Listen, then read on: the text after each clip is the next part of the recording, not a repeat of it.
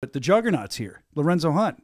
Let's bring him on. Can we bring him on? Can we do a 3-box show? Hey, there's the Juggernaut. What's up, man? Lorenzo Hunt. How are you? Damn, man. What's up, y'all? How y'all doing? He looks younger. You look young. What happened? You got younger. I got some time off. Shit, you guys been working your butts off, man. Right. I see you. I was happy to see everybody been doing their thing, man. Yeah, I got some time off. I got some rest and some relaxation. Everybody said that when I got there, though. They're like, damn, bro, he looks younger. He's aging in reverse. You do, man. When I worked for Whoopi Goldberg, she used to say that black don't crack. So maybe that's. I was just gonna say that. It cracked a little bit. I got a little scar from the Chris Camozzi count, but I'm back. I'm ready, man. Shout out to All In Management for taking care of me. You know, shout out to Rejuve, Stem, and all those guys all my medical help, and I'm ready to get back, man. We're ready to have you back. I always say that you're must-see TV, and you're like a BKFC OG. I mean, you're one of the guys that helped kind of propel this company to another level, and now to see that you're ready to come back, to see you in Jersey, dude, I was so excited for that. Matter of fact, what I notice about you, Lorenzo, and I know you know this probably, but I'm curious how. I think it's just the it factor, but you walk into shows, even though you haven't been seen or heard from in, what, a year? I don't know how long it's been, but as soon as you walk in, it's probably longer than that. You walk in and people are flocking to you, and you're throwing 8x10s out. We showed it last week. Like you're making it rain 8x10s, and it's like the Beatles or Elvis Presley. There's a dated reference. The Jonas Brothers. I don't know who's big now. Well, honestly, it's just the work that I put in, and the fans been showing me love the entire time. Remember, I was the villain. I beat up a lot of their heroes, and they came to love me because I talk my talk and I walk my walk. Just like David Feldman, he nobody believed, and he had to go through hell, and now everybody loves him. They thought he was a crackpot at first. I still think he's a crackpot. He's a good guay, though. I don't think everybody loves me, buddy.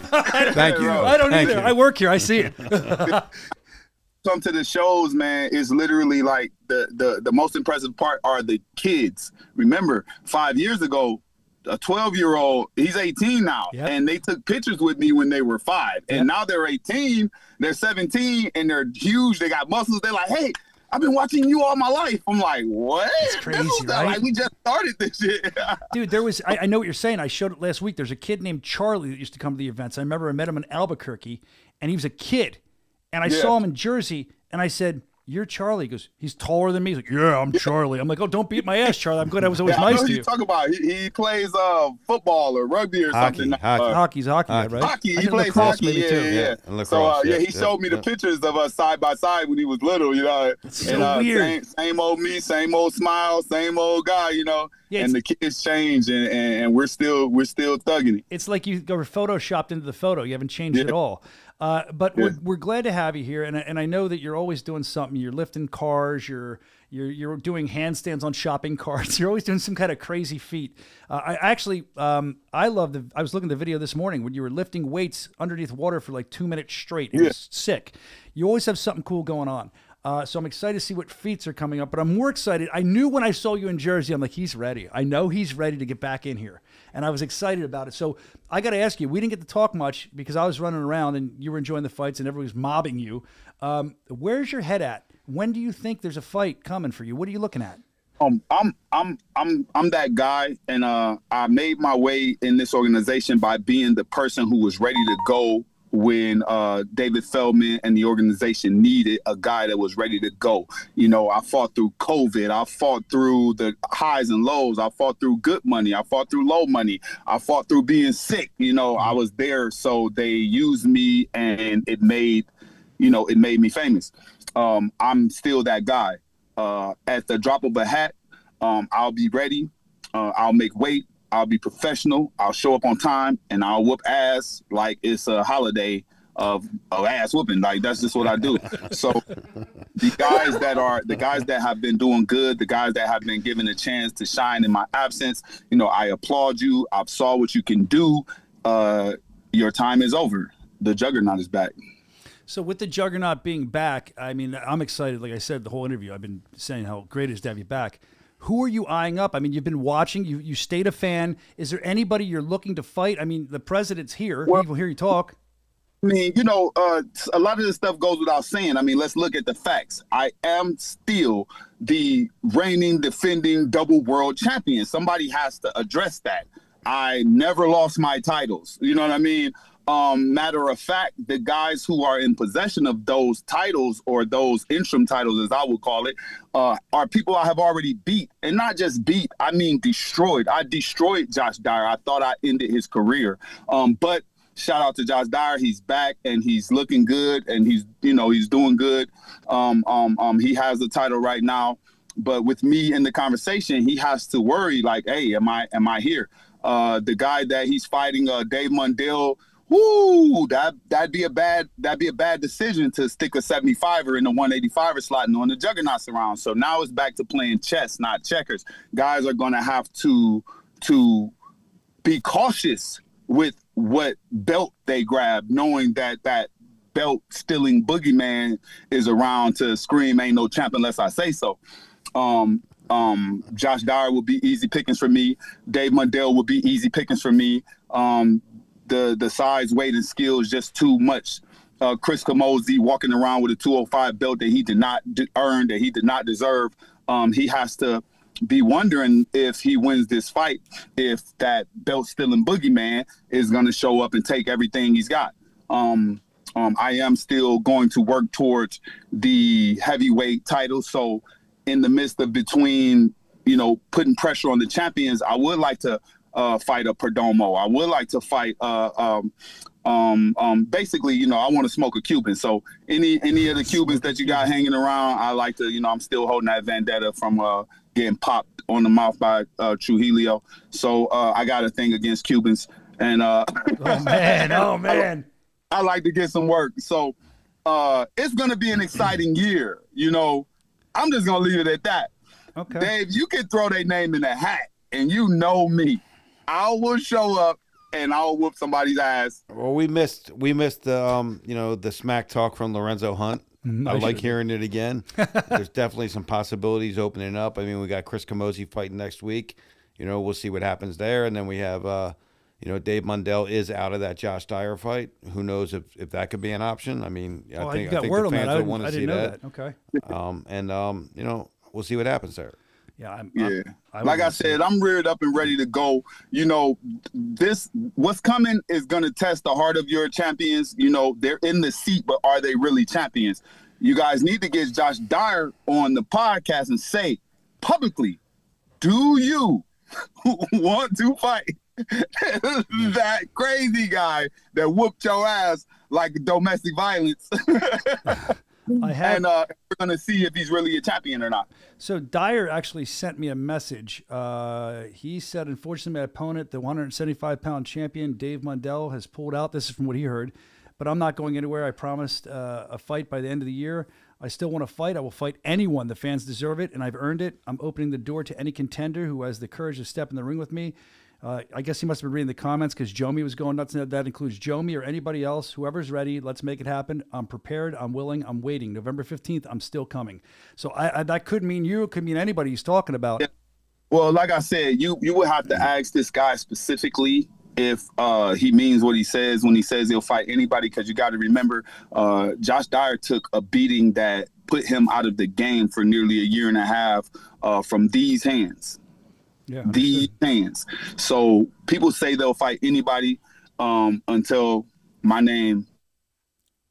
It's true. When it comes up, it's true. So they're in the comments now. I see Ben Rothwell in the comments. You were talking about fighting Perdomo, and I don't know if he's talking to you because a while ago he said, no, stop it. Like, basically, I do have a question about that. I've known you your whole career. I've watched you develop.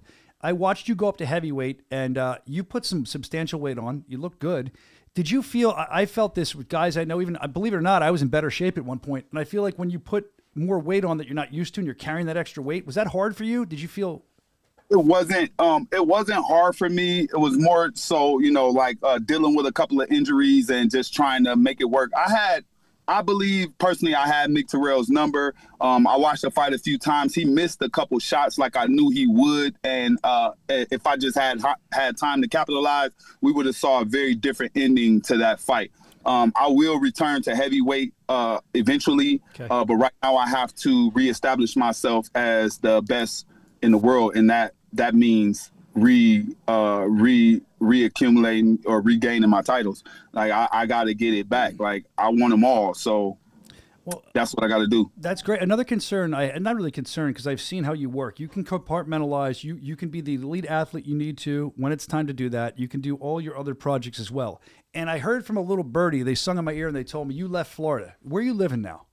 Yeah, I live in Atlanta, Georgia. I had to come where I could get, more attention, more fighters, more hungry guys. And these guys are out here hungry. I've been gym hopping and fighting with up and coming professional and amateur fighters all over Atlanta, Georgia. I've been working with Coach Manu. He was a famous Muay Thai boxing coach. And I've been working with Mustafa from Mustafa Boxing, and everybody knows him in Atlanta, Georgia. Dave Tate. Oh, no. And it's working out. I'm also doing some acting and trying to break into, Tyler Perry Studios or MGM or whatever's going on down here. And I'm taking some stuntman classes and some acting stuff. So eventually you will see Juggernaut on the big screen. But for right now, I still got some more ass to whoop. I think we'll see you on the big screen while you're whooping ass. I think it'll be a combined effort. But like I said, you compartmentalize. That was my, not fear for you, but I wondered. You've been off for a while. You're staying in great shape, obviously, but now you have these movie deals and you're working on being a stuntman. You've divided your attention to 15 different things, and you can do that, I would guess, because you're an elite athlete, but that does concern me a little bit. How are you going to kind of balance everything? When it's fight camp, you just are done with it, or what? How do you do it? Well, you got to remember that I've always been that guy that was capable of multitasking, that was capable of putting it all together. So not only am I a fighter, I'm an entertainer. I bring the walkout. I bring the girls. I bring the family. I got kids. I can put it all together, and I can make it all work, and I can still be a nice guy, shake hands with the kids, then turn around, slap Mike Richmond ass off the stage.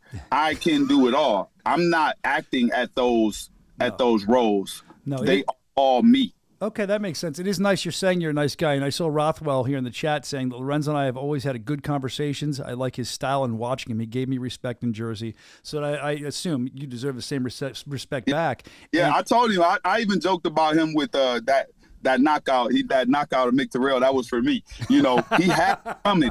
He had it coming either way. I saw the same shot that Rothwell saw. I saw him with that lead hand down. I saw him slow to back up off the jab.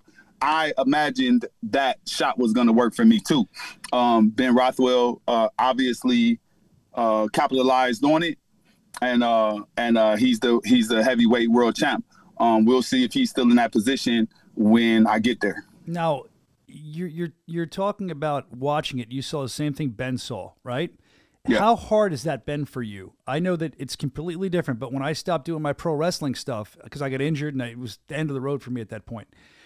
It was hard for me to go to the wrestling matches for a while, and it was hard for me to watch because I knew that I wasn't going to do anymore. So you still know you're going to do, but is that hard for you to sit there and watch fights and be like, oh, you should do this, I would do this? Like, do you want to be in there?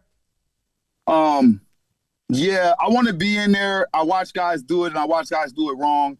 But I will say this. It makes me proud that guys have gotten better and that guys are getting better. I like to watch the fights, and I'll see the people who studied me. I'll see the people who are trying some of the strategies that I employed in the earlier days, and they're getting good. They're getting wins. And I know, whether they give me a shout out or not, even with Mike Perry and some of the bigger names that I reached out to personally and brought into the organization, led the way.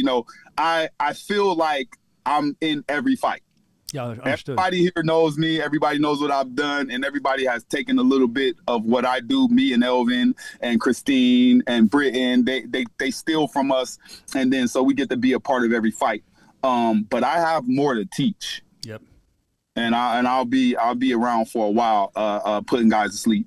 So, when you talk about all this stuff, I'm curious because you're such a fan of the sport that you at one point were controlling, and maybe you will control again. You possibly will.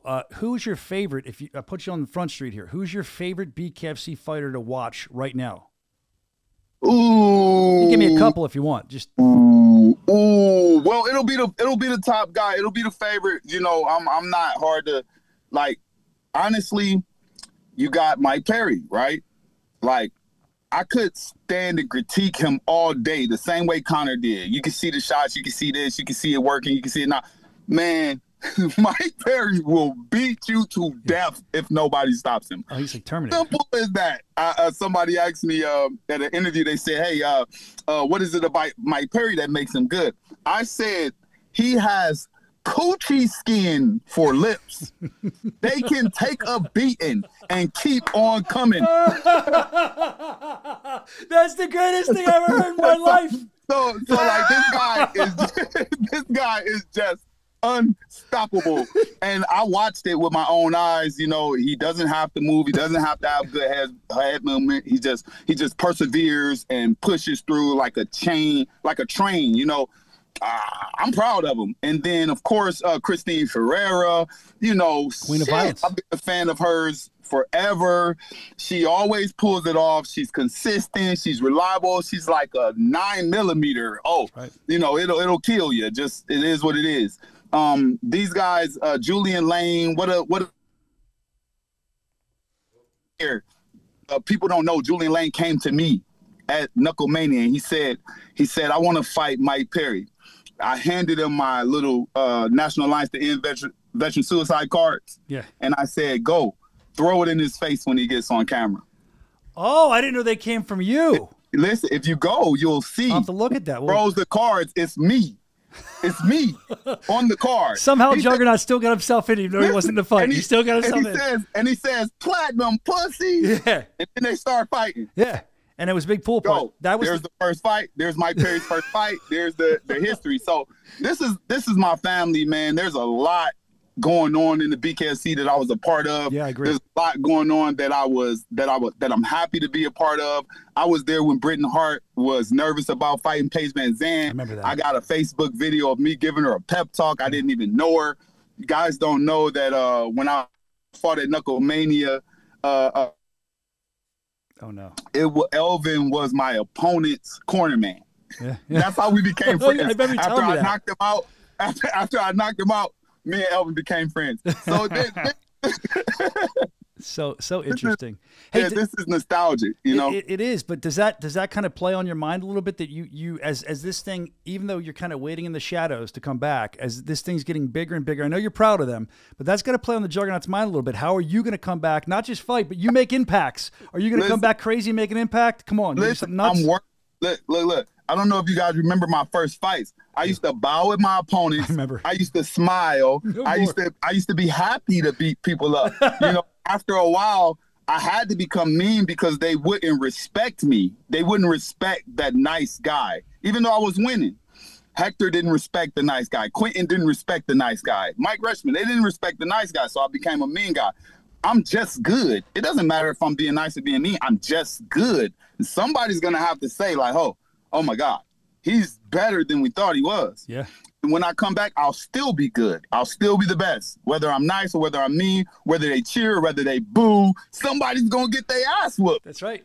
I'm just happy the Juggernaut, I don't care if you're good, bad, and different, just be the Juggernaut when you come back. It'll make everybody happy. Matter of fact, you're talking about nostalgia here. I want to show you something. I know you're very proud of this. They just hit me up with this. I know you're very proud of this. You were a guy that came up the right way. You got signed through tryouts here. We have some nostalgic video from 2019. Let's take a look at that. Look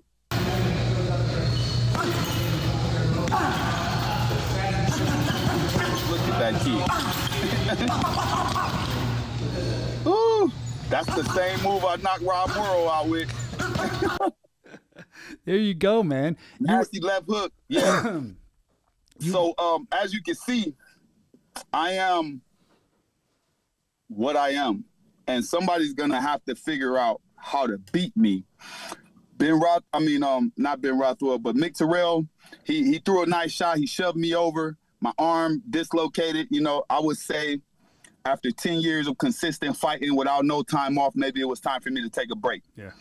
But I will say this. Short of an act of God, which means God is literally choosing my trajectory, I will beat you. if lightning strikes and knocks me down, or my arm flips over, or the stage collapse, or the lights go out, or the referee stops my fight early, like with Trujillo, short of an act of God, I will be beating your ass when they say it's over. That's it. That's all I know.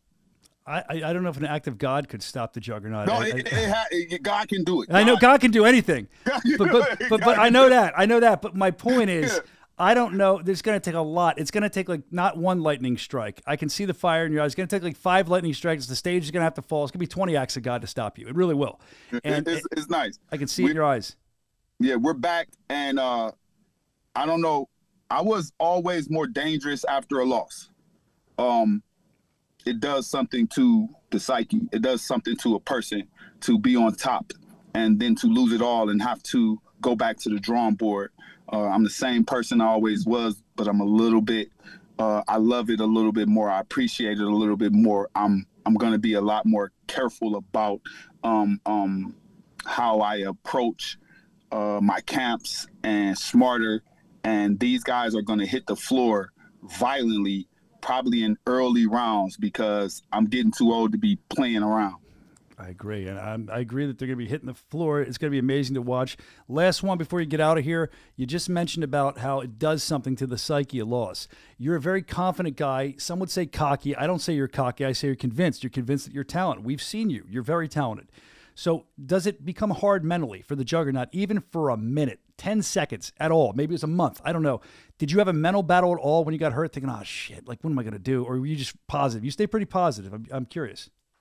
Yeah, I've been through a lot in my life, and I wouldn't trade it for anything in the world, because it's given me the mental understanding, the capacity to understand that nothing's permanent. The person that I am, the Juggernaut, is unstoppable. And it doesn't matter if I'm doing emergency roadside assistance, driving tow trucks. It doesn't matter if I'm raising my kids, teaching them how to read and write, and doing math homework. It doesn't matter if I'm carrying the groceries in from Walmart. I am who I am. This is me all the time. I'm okay with it. Sure. It's not an act. It's not a mistake. I'm the best bare knuckle fighter in the world, and I can take it anywhere with me. My arm being dislocated, it was weird at first, just because I couldn't trust it for a while. But of course, with prayer, perseverance, and working out and being taken care of by my beautiful wife, it came back. And now I'm knocking people out again in the gym. It came back even stronger. So we're coming. We're coming to get it all. Well, shout out to your beautiful wife. I know to be in this industry and have a wife, and I know her. She's awesome. Hello to her. And I know she's very supportive of your career. You two, when you walk into a building, you reek of superstardom. And both of you together, wow, Philly thing. Both of you two together, it's a package that works. Let's put it that way. So we appreciate you being here, Lorenzo Hunt. We're excited to see a lot of challenges, a lot of things thrown out today. You talked about a lot of different people. We'll see if anybody bites, but I know I want to see Lorenzo the Juggernaut Hunt back in the squared circle as quickly as possible here in BKFC. Man, we've missed you. We've missed you on the show, and we're glad you made time to come on today. I appreciate you having me. Like I said, let me give a shout out to David Feldman and Conor McGregor, and of course all the team that's been making this thing go. You guys have been bleeding for it just like the fighters, and I truly appreciate it. As far as my opponent, I would really kind of like to see Dave and Conor sit at the table and flip a coin, because the whole dynamic of bare knuckle fighting championships is about to change. I'm not going to fight you on that one. I've seen what you've done to the organization. I've seen how you made the organization help climb. You've made people pay attention. So I'm excited to see how the organization is going to change. It's not a matter if, it's how when the Juggernaut comes back. So thank you so much for coming on, man. A BKFC OG. Thank you, my man. We'll talk to you soon. Boom. Look at those knuckles.